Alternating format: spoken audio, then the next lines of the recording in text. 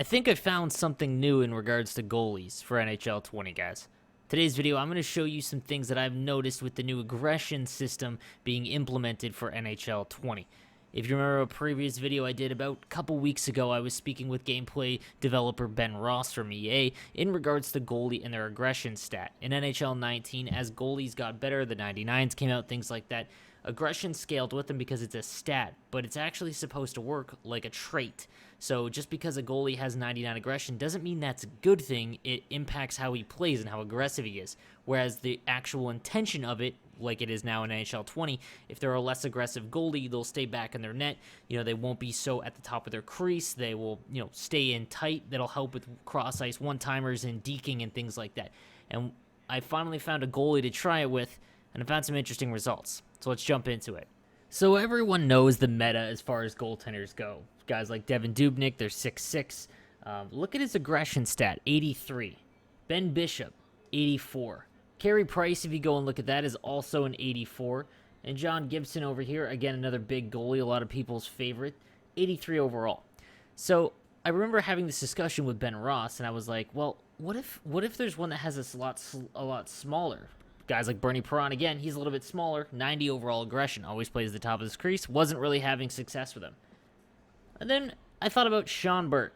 So Sean Burke's got a 66 in aggression. I finally had a big goaltender that I could try using this new aggression system with. And I actually found a lot of differences in play style that you can use to your advantage depending on how you play defense in NHL 20.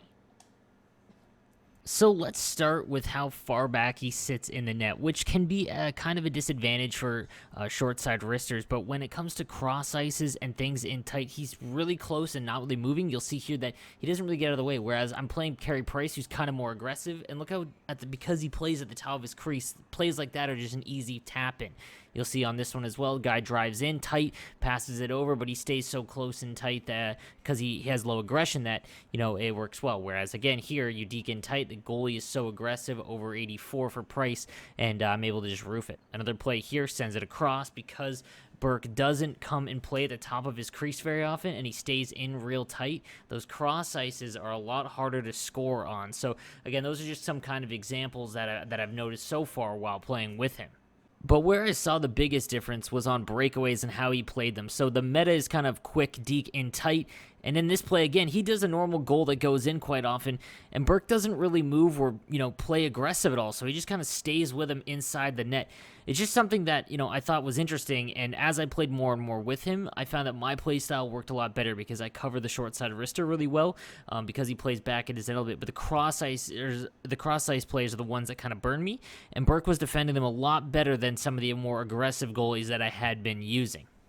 So I don't think it's necessarily the end-all be-all, but I think that it will help specific people if they are struggling with those kind of deep goals or cross-ice one-timers, and if you're able to clog the slot and deny the short-side wrister, I think you might have a lot better time with a big goalie who's got low aggression. So guys, I think you should go try him out. You can get him for about 10K on the market. I haven't really found any other decently skilled goalies. There's lower ones, but guys that are above 80 that have low aggression. So it might be just that some of these random alumni or icon cards that have it, but he is the first one that I did notice, and he is very big too, so it kind of helped. I was able to kind of see as far as comparing him to the normal goalies that we have today that just have higher aggression that are large. So let me know what you guys think if you are able to try him out. Let me know in the comment section down below if you did find success like I did.